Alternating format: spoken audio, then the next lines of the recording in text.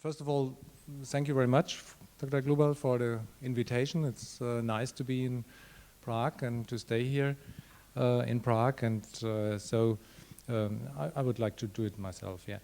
The last day was in Norwegian with Maria Zellerova, and I see that you are very well experienced in atopic dermatitis, and as far as I can understand your discussion now, so I know you are very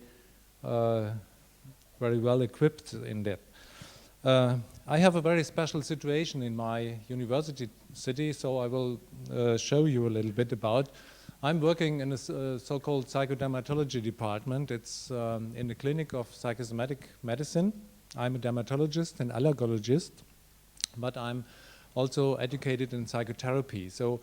And we have an outpatient department with about 1,000 patients a year, and 20% of them are normally dermatological patients.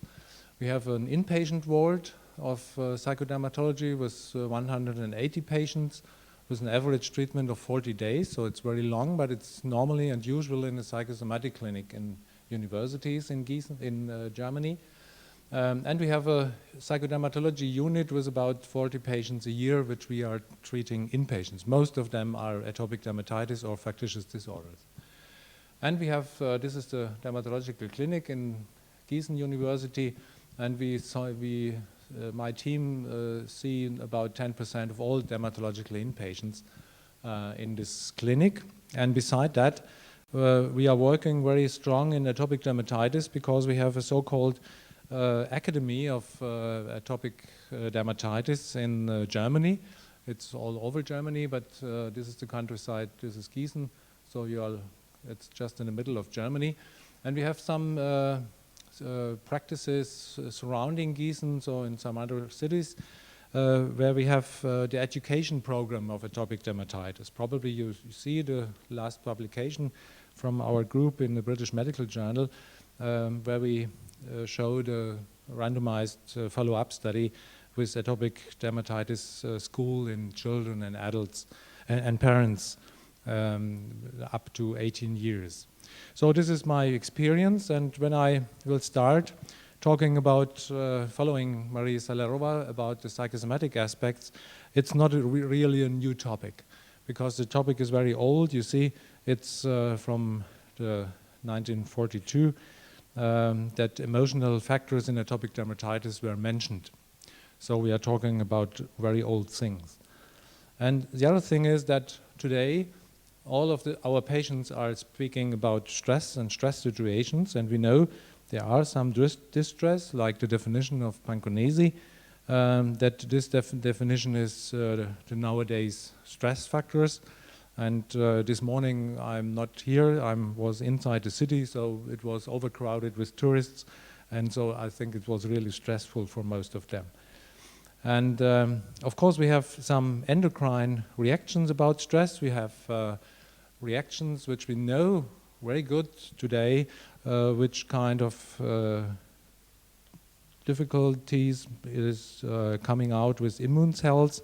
And of course there is also a connection with the skin in the immune cells, and so we have a situation that it is going around. But it is also not a new thing really, because when atopic dermatitis is coming out, so it was Brock and Jacquet at 1891 that they are published this paper about notes for the history of atopic dermatitis, which they called neurodermatitis. And neurodermatitis is a word most of the patients in Germany are using. Not we as a dermatologists or pediatricians, but the most of the patients use the word neurodermatitis. So my lecture is going to talk about some questions about this paper, because it's a very old paper and probably it's not very useful, but the question is, have they been with the idea correct in her statement about neurodermatitis? And so I will speak about a little bit, is atopic dermatitis depending on from nerves? Is atopic dermatitis an affective disorder? We heard some aspects about life quality as already. The next question is, most of the patients say that it is stress dependent, but is it really scientifically stress dependent? And is atopic dermatitis triggered by peripheral nerves and the factors which are coming out by nerves, like neuropeptides? And these are some neuropeptides which we are probably have to look closer. And the last question will be, is there a correlation of atopic dermatitis or itch going into the brain? Well, you all know that the brain and the skin are from the same structure in the embryogenesis, the ectoderm. And so we have to look about these connections in atopic dermatitis. Well, it's very clear that we have some troubles with affective disorders. So we know atopic dermatitis is a very close correlation with depression and coping behavior difficulties. And there are many papers about that. This is a picture from Yoko Kataoka from Japan. You know, in Japan, atopic dermatitis is the number of atopic dermatitis is quite higher than we have in Europe. And we have a very close connection about itch threshold, self-care, compliance problems, exacerbation. So if you have a depression, atopic dermatitis seems to be worse. And the other way around, if you have atopic dermatitis, you have more anxiety, you have more sleeping disorders, pruritus, and also then the coping behavior may be coming to depression. And we know about 25 or 28% of the atopic dermatitis patients, children as well as parents and adults, has really depression disorder. Well, if we are looking about stress, there is a very famous study and also from Japan. Perhaps you remember the Hanshin earthquake from Kobe, the city of Kobe in Japan, a couple of years ago. And this study group is looking to those patients who have had already atopic dermatitis when the earthquake was coming. And when the earthquake was coming, they designed a study with 1,500 or nearly 500 patients with atopic dermatitis, and they are underlying three groups. One group with real severe earthquake disturbances in the middle of the earthquake situation, and of course they asked the patient how many stress they have, and they have a very high level on stress. And they have a second group which was on the border of the earthquake difficulties, so on the border of the city of Kobe, and in the north of Japan, another study group without any earthquake, without any difficulties, and so this is the control group. Which was what was coming out? The results were very clear. So the most increasing symptoms has the first group with nearly 40% of the group with severe earthquake difficulties come out with much more atopic dermatitis symptoms, and also the slightly disturbed group also 34% increasing symptoms. On the control group, 7% without earthquake has increasing symptoms of atopic dermatitis. But you see already it's also going the other way around. So we have also 9% and 5% respectively, only 1% in the control group, so this is also significant. They have a decreasing symptoms. So you see, many patients have an increasing situation with symptoms when they have had stress, but it's also possible that it is going the other way around. So we only can say, of course it's much more, you have a distress situation, but it's also possible the other way around. So there may something to do with the nerves going into the dermatitis or into the skin. So well, if we are looking to the question, is the neurological innovation really working on atopic dermatitis? We have only very rare papers on that, but we have some. So you see, there are 3 papers pointing out that when you have nervous or neurological disturbances, so like this patient is only this, there was no nerve activation in the left arm, only in the right arm there was a neurologic activation. So the immunological reaction of atopic dermatitis is only in the one side. So if you have some patients of that, so it's good to to publish that.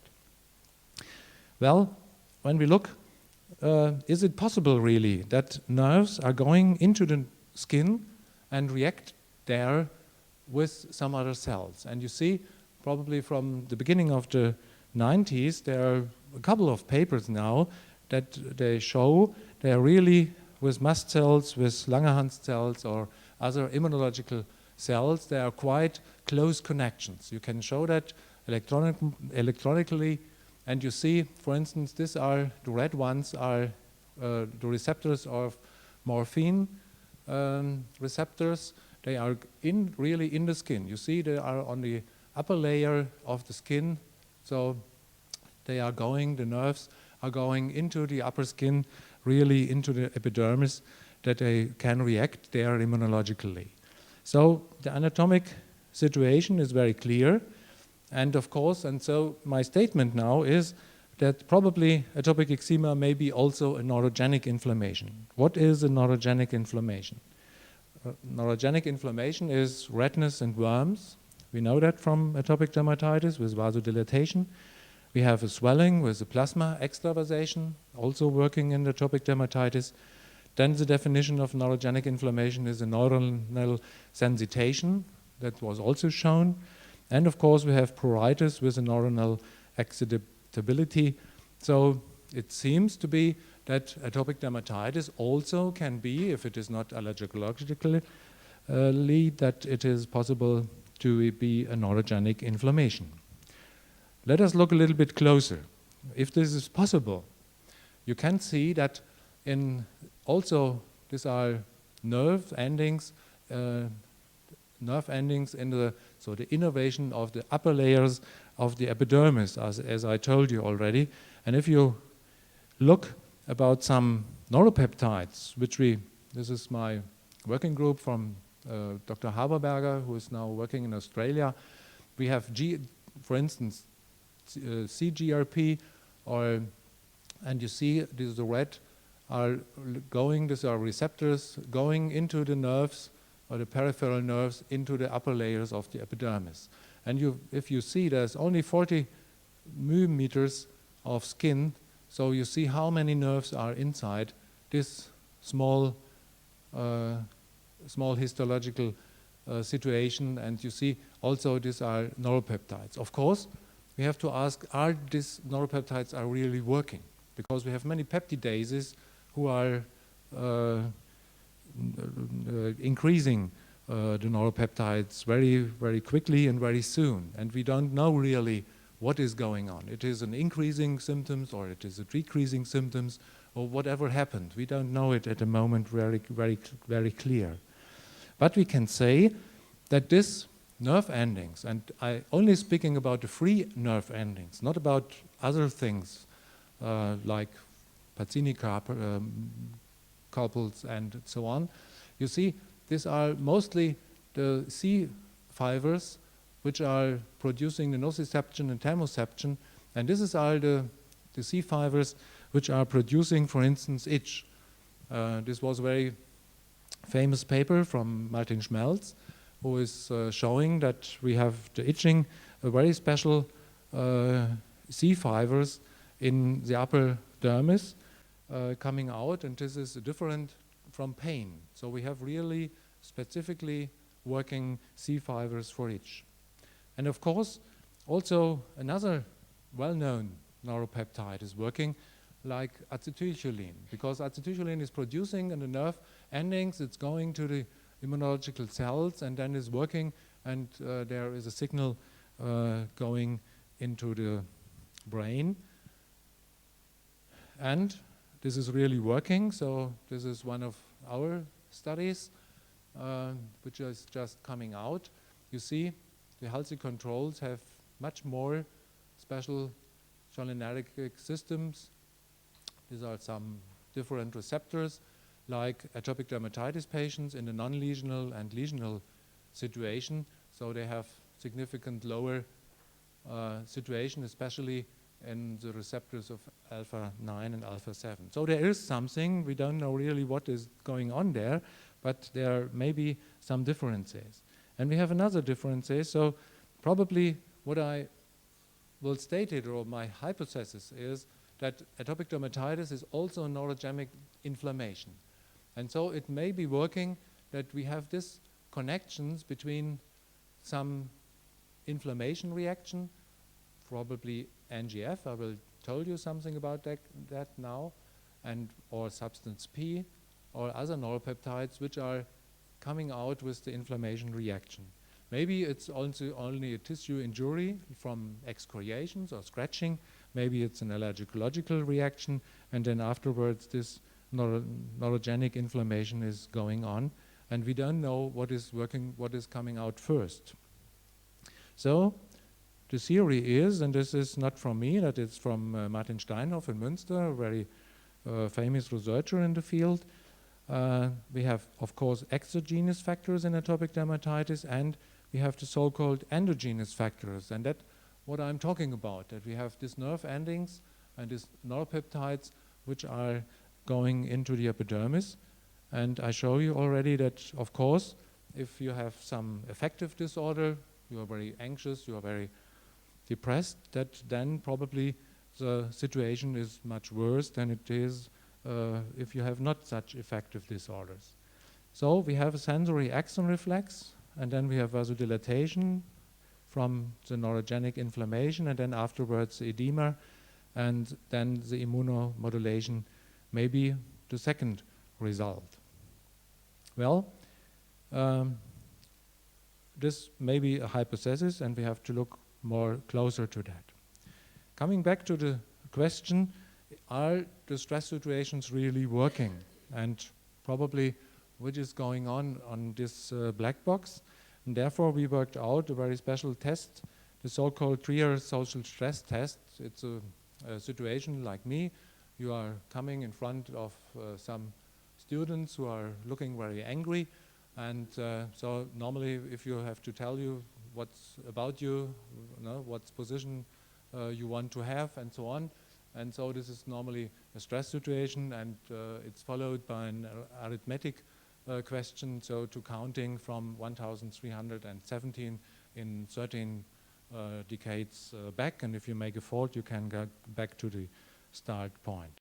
So this is a stressful situation, and then we looked at that and making a group of atopic dermatitis patients and a control group, and you see if we are looking for NGF, for instance, in the blood now, you see there is a different situation from healthy controls or atopic dermatitis patients, that we have more NGF in atopic dermatitis patients, but there is no difference in this stress situation.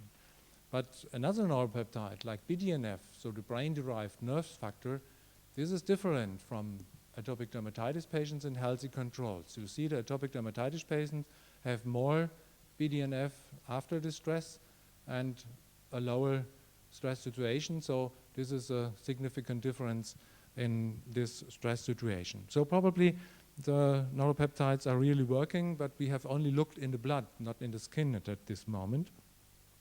But we can also show that there are differences in the skin, not with this test now, but we see, for instance, we are looking for a new neuropeptide called intermedin, and this intermedin is also significant in the immunological network of atopic dermatitis. You see, again, the control group without atopic dermatitis have much higher level of intermedin, like the non-lesional or lesional situation of atopic dermatitis patients. So this is very new results which we are just submitted. So this is our PhD, Dr. Friederike Kind, working on that, and we can look about.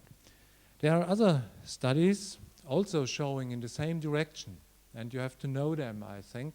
These are studies with, now not with human and human skin, but with mice. You know probably that we have special atopic mice, so a genetic determination of mice reacting with allergic disease.